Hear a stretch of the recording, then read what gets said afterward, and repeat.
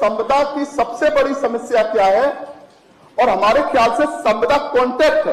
क्या हमने कॉन्ट्रैक्ट, ये मजबूरी का है, मतलब मजबूरी में हम उसको कॉन्ट्रैक्ट के आधार पर हम उनकी भर्ती कर ले रहे हैं और वो बेचारे भर्ती हो। अब आप कहेंगे कि आपने तो कॉन्ट्रैक्ट किया है कि 10,000 पे काम करेंगे, आपने कॉन्ट्रैक्ट किया है कि आप 5,000 पे काम करेंगे, आपने कॉन्ट्रैक्ट किया है कि हम 6,000 पे काम करेंगे। कोई नहीं बोला। पूरे जहां सरकार बैठी है, एक एक विभाग में, आप सचिवालय के एक एक विभाग में चले जाएं तो उसी सीट पर, अगल बगल की सीट पर, इस बात को मैं हमेशा इसलिए इंगित करता हूं कि एक सीट है जहां पर अगल बगल की सीट है और एक ही योग्यता है, हो सकता है कि इस सीट पर बैठा हुआ व्यक्ति अधिक योग्य हो, जिसको आपने संविदा से भर रखा है और उसको आप वेतन क्या दे रहे, एक को आप 60,000 दे रहे और उसके बगल वाले को आप 10,000 दे रहे। किस तरह से ये मतलब पूर्णतः असंवैधानिक भी है और हमारे ख्याल से दुनिया के सामने आप किस मुंह से इस बात को बताते हैं।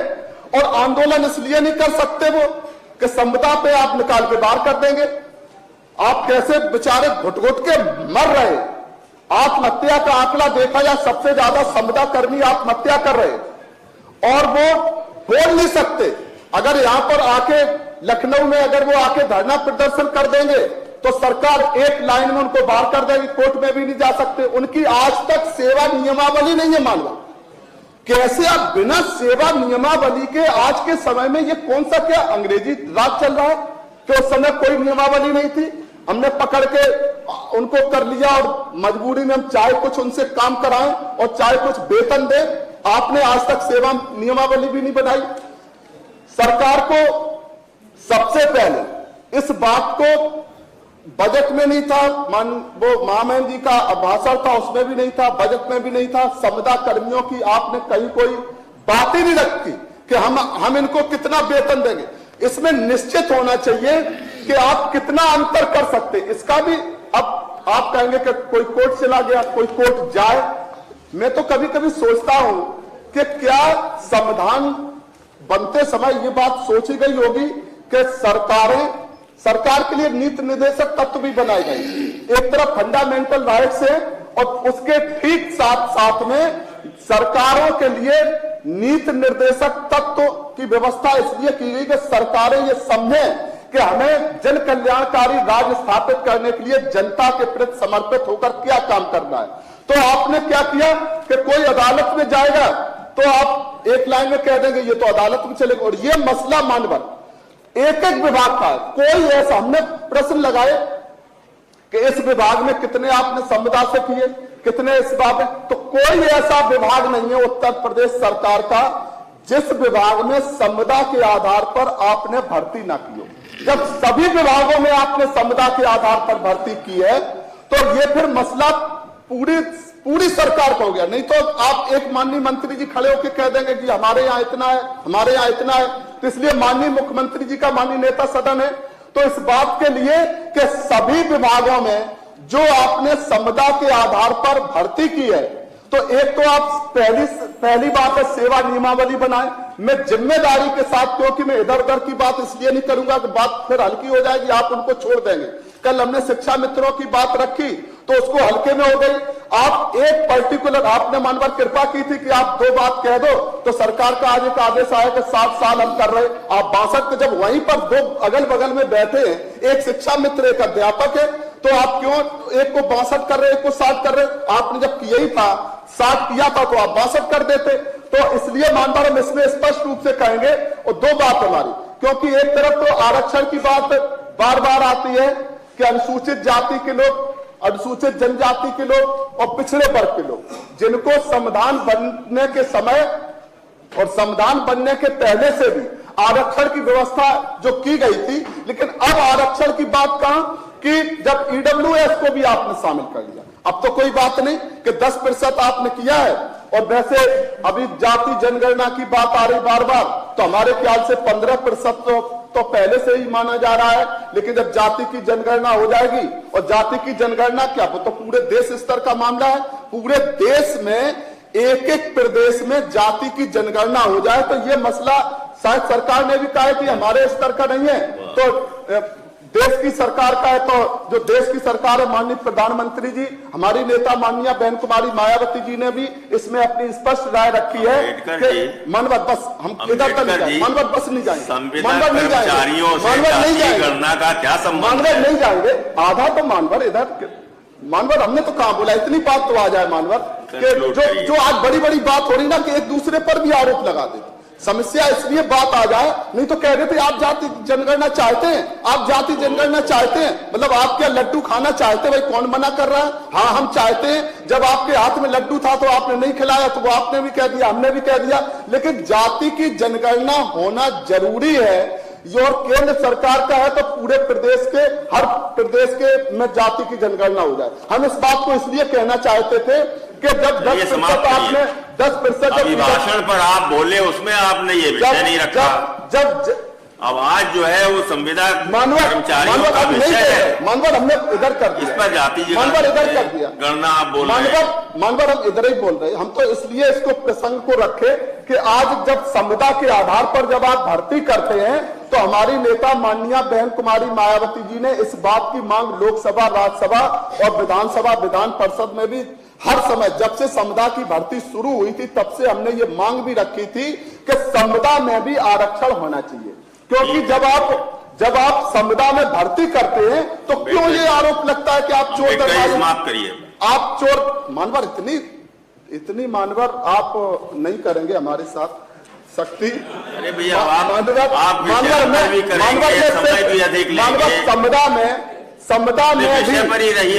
मानवर संविदा में भी आरक्षण के आधार पर, तो आप संविदा में जो भर्ती करते हैं जिस विभाग में, उसमें भी आरक्षण की व्यवस्था हो, जिससे ये आरोप लगना कि आपने किस वर्ग के सोच के रखे हैं, तो इससे जब आप ईडब्ल्यूएस को करेंगे तो आप उनकी भी आप भर्ती होगी, और जिसको आपने एक बार संविदा पर भर्ती कर लिया, इस नियमावली में यह व्यवस्था होनी चाहिए, पहले सेवा नियमावली बनाएं तो उस नियमावली में यह व्यवस्था हो कि आप संविदा में भर्ती किए गए व्यक्ति को अकारण आप निकाल नहीं सकते, और जब सरकारी भर्ती होगी उस विभाग की तो सबसे पहले आप जितने लोग संविदा पर काम कर रहे हैं पहले उनको आप सरकारी तौर पर भर्ती करेंगे, उसके बाद आप सीधे भर्ती करने का काम करेंगे। इसलिए मानवा में पूरे उत्तर प्रदेश के लाखों युवाओं के, लाखों, ये मसला मजदूरों का, किसानों का, व्यापारियों का, युवाओं का सबसे जुड़ा हुआ है, क्योंकि किसान के बेटे भी आते हैं, मजदूर के बेटे भी आते हैं, व्यापारी के बेटे भी आते हैं, सर्व समाज के बेटे आते हैं,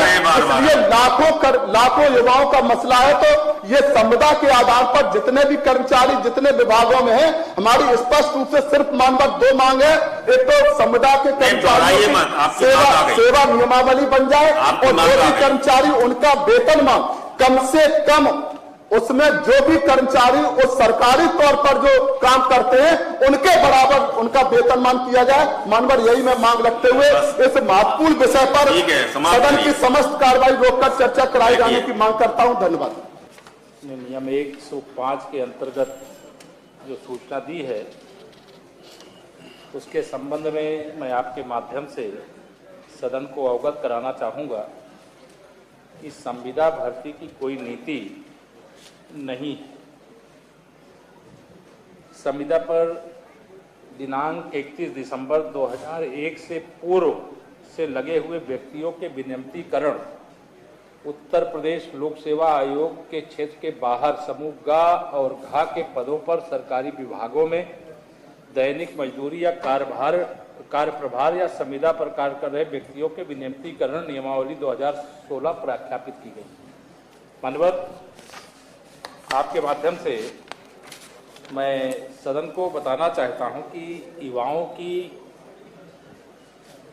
के उज्जवल भविष्य की चिंता या कोई किसी भी क्षेत्र में किसी भी प्रकार की सेवा दे रहा है तो उसकी चिंता सरकार अपनी नीतियों के अनुसार, व्यवस्थाओं के अनुसार करती है। वर्तमान में जो उत्तर प्रदेश के अंदर व्यवस्था है वो जैम पोर्टल के माध्यम से आउटसोर्सिंग की व्यवस्था प्रभावी है, जिसके अंतर्गत आउटसोर्सिंग कर्मी के हितों के संबंध में शासनादेश दिनांक 18/12/19 और 10/12/21 एवं दिनांक 18/4/22 को निम्नवत व्यवस्था की गई। इसको माननीय सदस्य जान लें, कर्मियों को विलंब से भुगतान किए जाने की स्थिति में विभाग द्वारा आउटसोर्सिंग एजेंसी को उपलब्ध कराई गई धनराशि पर 18% ब्याज व पेनाल्टी लगाई जाएगी। समस्त विभागों द्वारा आउटसोर्सिंग पर रखे गए व्यक्तियों के पारिश्रमिक का भुगतान प्रत्येक दशा में समय से सुनिश्चित किया जाए, किसी प्रकार की अवैधानिक कटौती ना की जाए तथा आबद्ध कार्मिकों का उत्पीड़न ना हो। इस प्रकार आउटसोर्सिंग पर रखे गए व्यक्तियों की प्रत्येक माह ईपीएफ और ईएसआई के मद में कटौती की धनराशि निर्धारित खातों में अनिवार्य रूप से जमा किया जाना सुनिश्चित किया जाए। यदि आउटसोर्सिंग पर रखे गए व्यक्तियों के पारिश्रमिक के भुगतान में विलंब होता है, कोई भी अवैधानिक कटौती की जाती है या ईपीएफ ईएसआई की कटौती का कोई अनियमित दुर्विनियोग होता है, तो इसके लिए संबंधित विभाग के आहरण एवं वितरण अधिकारी यानी डीडीओ तथा सेवा प्रदाता संस्था का उत्तरदायित्व निर्धारित किया जाए तथा सेवा प्रदाता के रूप में नियमानुसार कड़ी कार्रवाई सुनिश्चित किया जाए।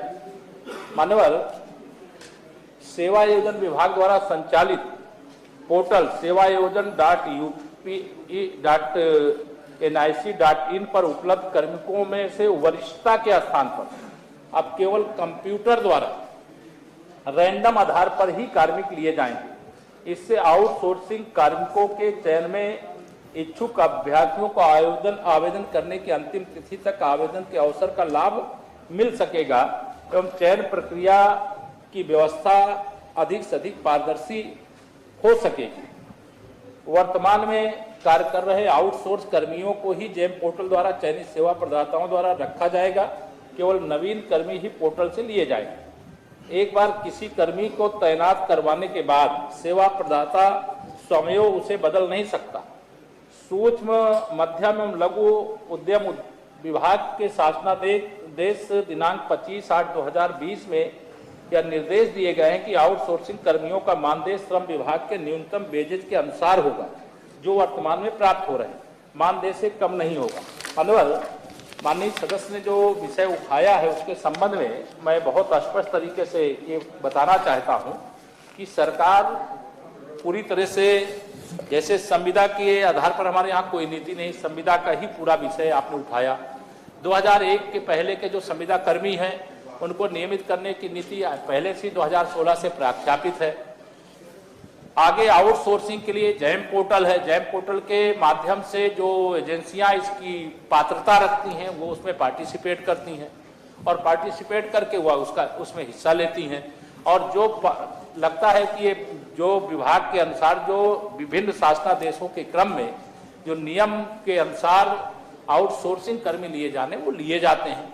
तो सरकार अपने प्रदेश के युवाओं के उज्जवल भविष्य को लेकर के पूरी तरह से सजग और सतर्क है।